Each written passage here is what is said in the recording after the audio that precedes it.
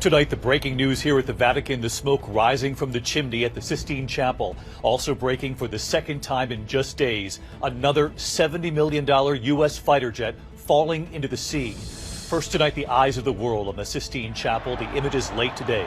The first signal from inside the chapel. Tens of thousands packing into St. Peter's Square. The cardinals sworn to secrecy. The doors of the chapel closed.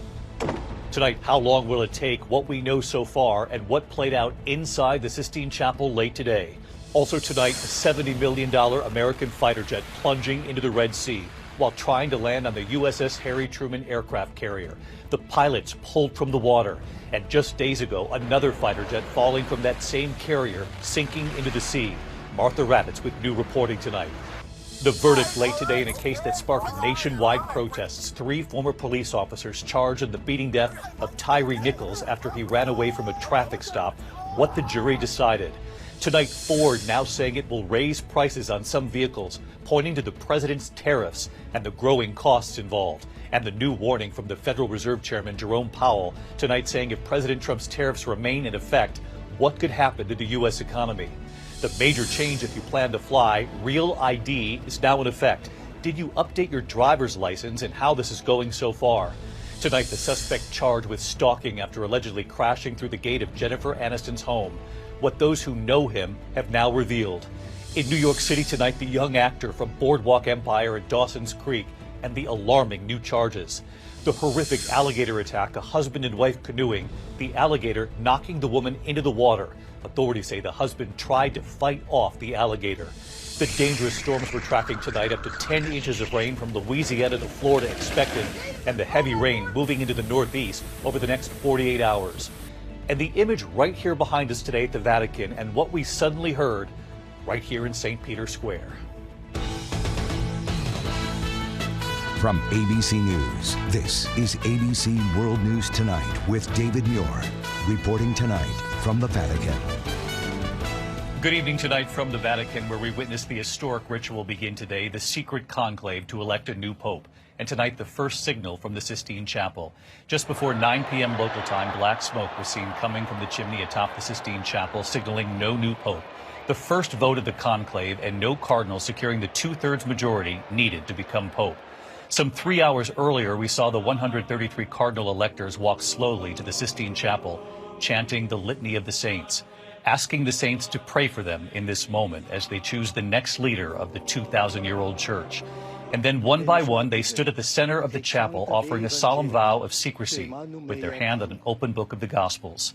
Then the final order delivered in that chapel before the doors were closed, the words extra omnes, Latin for everyone out. Everyone except the cardinals who will vote, told to leave the room for good. And tonight, when that black smoke appeared, tens of thousands in St. Peter's Square erupting in applause. Even though there was no new pope, they knew they had witnessed history, this first vote, this first step inside the Sistine Chapel. Tonight, the cardinals are now sequestered at their residence. No cell phones, no newspapers, no computers, no television. They'll vote again tomorrow in the morning and again in the afternoon, and they'll keep going day after day until one of them in that room becomes pope. The closing of the doors of the Sistine Chapel. Inside, the 133 cardinals who will decide the next leader of the Catholic Church. Closed off from the rest of the world until one of the men in that room is elected the next pope. The Swiss Guard outside the chapel. The day began with the Mass at St. Peter's Basilica, the cardinals giving up their cell phones, any contact with the outside world. The airwaves in the Vatican have been jammed to prevent communication. New York Cardinal Timothy Dolan posting this video before the day began. Buongiorno a tutti. Cardinal Timothy Dolan here, and I'm about ready to go into the Domus Sancta Marta. So this could be the last time I talk to you in a couple of days. I don't know how long the conclave will be. As Cardinal Dolan and the other electors prepare for the Sistine Chapel. We leave here and go over to the Sistine Chapel every day for our prayers and for our voting, but this is where we reside. So folks, I won't be able to talk to you until you see the white smoke. In the late afternoon here, the cardinals beginning a ritual that dates back centuries. The procession from the Pauline Chapel to the Sistine Chapel, all in their red robes, their choir dress, their most formal attire as they enter the Sistine Chapel. chanting the Litany of the Saints, asking the saints to pray for them in this moment. The cardinals are from more than 70 countries, the most diverse conclave in modern times, and the largest number of voting cardinals in the Church's 2,000-year history. The cardinals chanting Ora pro nobis, pray for us. The cardinals then entering the Sistine Chapel, walking up to the altar and bowing, then taking their seats at tables lining the chapel. They sit in the shadow of Michelangelo's Last Judgment, each cardinal assigned a specific seat. Cardinal Pietro Parolin, the Secretary of State under Pope Francis, and one of several contenders to become the next pope, leading the cardinals in an oath of secrecy and vowing to not let their vote be swayed by external influences. Each cardinal then approaching the altar on their own, placing their hand on the Gospels, stating their name and saying, "I do so promise, pledge, and swear to uphold their sacred duty. So help me God." The weight of the moment on their faces. Among them, 10 cardinals from the United States. Cardinal Robert Prevost, born in Chicago. Cardinal Michael Harvey, born in Milwaukee.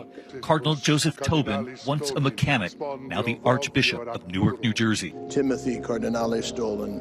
And then Cardinal Timothy Dolan, the Archbishop of New York. There was Cardinal Charles Mongbo, the first ever cardinal from Myanmar, named by Pope Francis.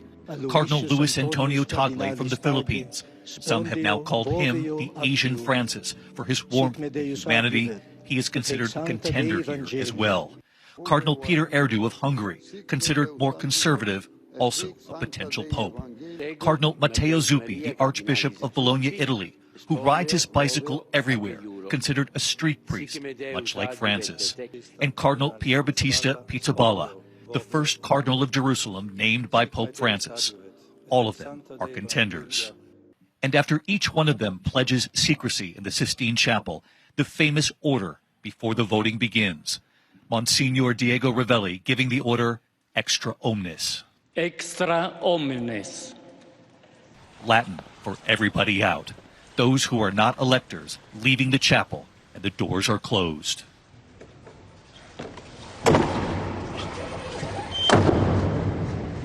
This conclave will be like no other. 133 cardinals voting, all under the age of 80. The majority, 80% of them, appointed by Pope Francis. They come from every corner of the world, 71 different countries, the largest and most diverse conclave in recent times. The youngest cardinal, 45. The oldest will turn 80 next week. They will cast secret ballots up to 4 times a day, 2 votes in the morning, 2 votes in the afternoon, and a 2/3 majority is needed to elect a new pope. And late today here, one by one behind closed doors, each cardinal voting for the first time. As part of the ancient ritual, they disguise their handwriting, and on a ballot that says, "I elect as Supreme Pontiff," they then write in the name of one of their peers in that room, folding the ballot twice and walking it to an urn at the front of the chapel. 3 hours after those doors closed, the black smoke. No pope. We're coming back on the air live from Vatican City. Let's go right to the live picture right now from St. Peter's Square. You can hear the cheers erupting, the applause. That's simply because we have our first signal from the Sistine Chapel, the black smoke signaling that there is not a new pope as of yet. Witnessing history unfold, the cheers, the swell of emotion at that first sign of smoke. Tens of thousands of people came out to see that first smoke today, even though history tells us that it is extraordinarily rare that there would be a new pope elected on day 1 of the conclave. But they came anyway, with their eyes trained on that chimney, waiting for the smoke.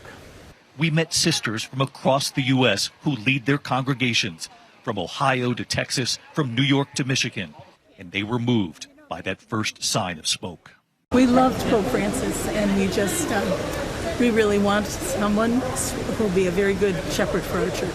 You're hoping that the next pope will follow in Francis's mold. Yes. His love of the poor, his embodiment of the gospel. Yes. Their trip was planned even before the conclave, but they are grateful to have witnessed this first step. It's a lot of weight on these cardinals and on the next pope. Yes, it is true. but I can tell you're hopeful. Yes, we are. But very hopeful. If it was done by sisters, it wouldn't have been 3 hours. That's right.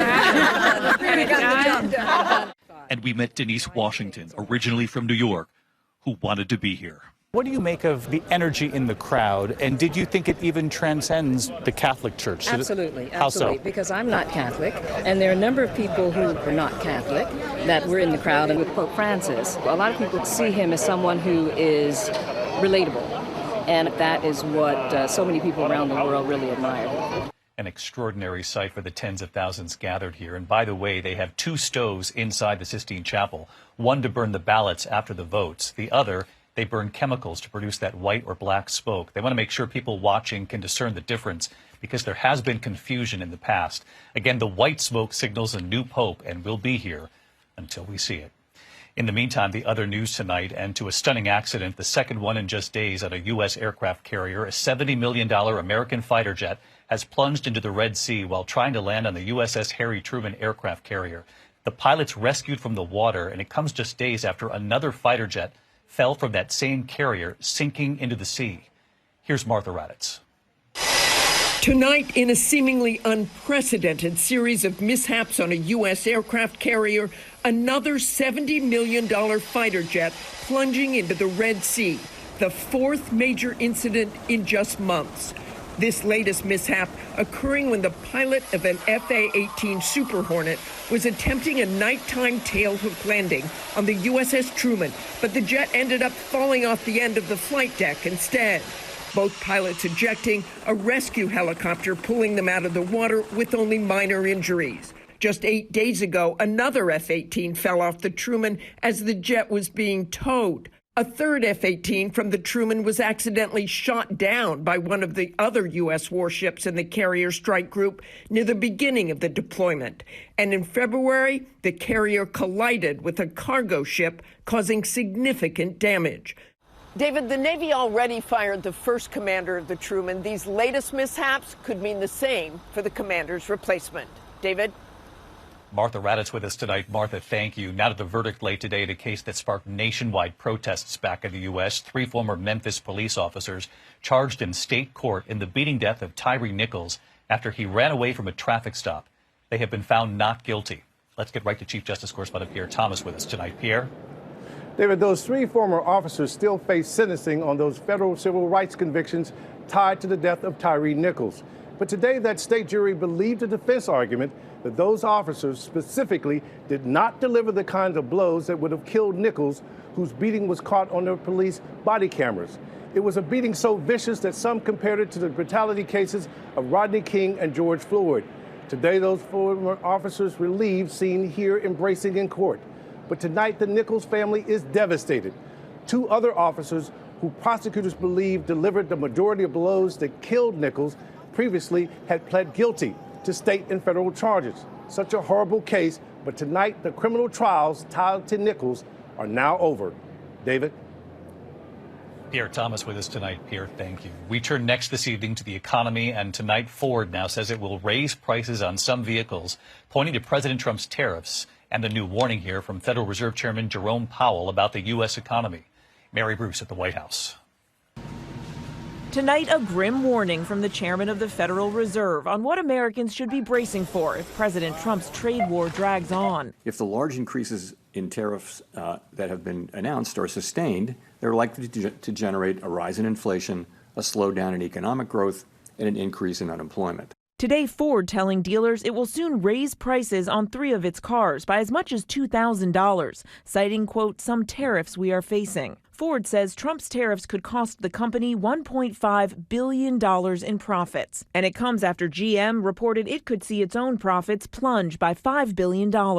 This is the impact of the president's 145% tariffs on products imported by China is being seen at the port of Los Angeles, where the number of cargo ships arriving is down 32%. Chinese and American officials expected to meet for the first time this weekend in Switzerland. China says in order to have substantive negotiations, you have to bring down your 145% tariffs. Are you open to pulling back your tariffs in order to get China to the negotiating table? No. On Capitol Hill, Treasury Secretary Scott Bessent pressed on how these tariffs will impact young families. More than 70% of baby products like car seats and strollers are manufactured in China. By one estimate, prices could rise 30%. Yes or no? Do you support an exemption to tariffs on items that parents need to care for their babies? It is under consideration. But when we took that question to the president, he brushed off the idea. The Treasury Secretary just told lawmakers that a tariff exemption for certain baby items like car seats is under consideration. Will you exempt some products that families rely on? I don't know. I'll think about it. I don't know. I really don't. Are you concerned? I want to make it nice and simple. I'm not looking to have so many exemptions that nobody knows what it's doing.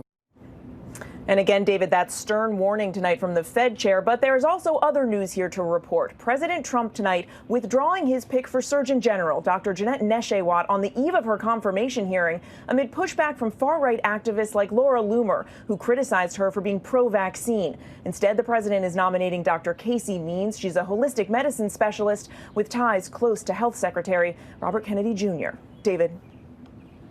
Mary Bruce at the White House tonight. Mary, thank you. Next tonight to the alarming crash in front of actor Jennifer Aniston's home. Tonight, the suspect has now been charged with stalking. Here's Trevor Ault. Tonight, authorities charging 48-year-old Jimmy Wayne Carwile with felony stalking and felony vandalism, holding him without bond for allegedly ramming his gray Chrysler PT Cruiser through the gate to Jennifer Aniston's house. The suspect, the male white, is on the ground out of the vehicle. The suspect that drove the vehicle through the front gate.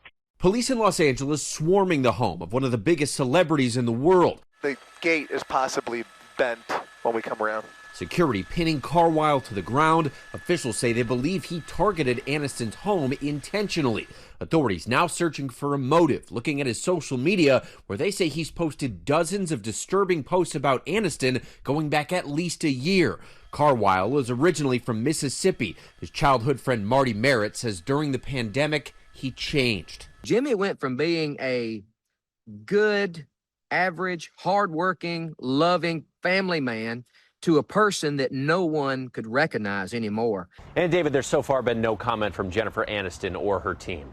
David. Trevor Ault with us tonight. Trevor, thank you. Now to the major change if you plan to fly in the U.S. Real ID is now in effect.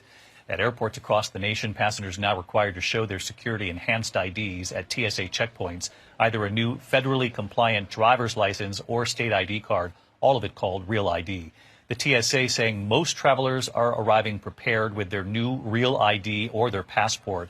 Those who are not are going through additional screening. So far, they are being allowed to fly. When we come back here tonight, the horrific alligator attack, a husband and wife canoeing, the alligator knocking them out of that canoe into the water, the husband trying to save his wife. Also tonight, a well-known actor from Boardwalk Empire and Dawson's Creek, and the alarming new allegations tonight in a moment. Tonight, Florida wildlife officials are investigating a deadly alligator attack south of Orlando. Authorities say a husband and wife were knocked into the water when their canoe drifted over a large gator. The wife landing on top of the alligator and pulled under, her husband trying to save her. She did not survive. Tonight, actor Michael Pitt is facing charges for alleged sexual abuse in New York City, best known for his roles in Boardwalk Empire and Dawson's Creek. He's accused of sex abuse, assault, and strangulation stemming from alleged incidents in 2020 and 2021. His attorney says Pitt and the alleged victim were in a consensual relationship. Pitt has pleaded not guilty. When we come back here tonight, we're tracking major storms, 10 inches of rain in some places, and then the heavy rain headed to the northeast in a moment. To the index now. Tonight, we're tracking a flash flood threat across multiple states, a flood watch in effect from eastern Texas all the way to Mississippi, New Orleans at a significant risk. Up to 10 inches of rain from Louisiana to Florida to the Carolinas right into next week. Also heavy rain in parts of the Northeast tomorrow and Friday. For the first time in 15 years, Disney is developing a new global theme park. It will be Disney's 7th park, this time located in Abu Dhabi, the first Disney park in the Middle East. CEO Bob Iger tonight calling it the most technologically advanced theme park that we've ever built. Disney, of course, is the parent company of ABC. When we come back here tonight, what we saw right behind us here today, and then what we heard right here in St. Peter's Square. Before we go tonight, for all of the beauty and splendor here in the ancient city of Rome, the eyes of the world were instead trained on something else today, the makeshift chimney installed above the Sistine Chapel. High up above St. Peter's Square here, today we saw the black smoke pouring from the chimney of the Sistine Chapel. The first vote, the first signal, the cardinals did not reach a two-thirds majority to select a new pope. Not since the year 1503 have they chosen a pope on the first vote. Tens of thousands filled the square anyway today, witnessing this first step. The applause was thunderous. We'll be back on the air. First sign of smoke tomorrow from the chapel, white or black. I'm David Muir. I'll see you then. Good night. Thank you for making World News Tonight with David Muir, America's most watched newscast.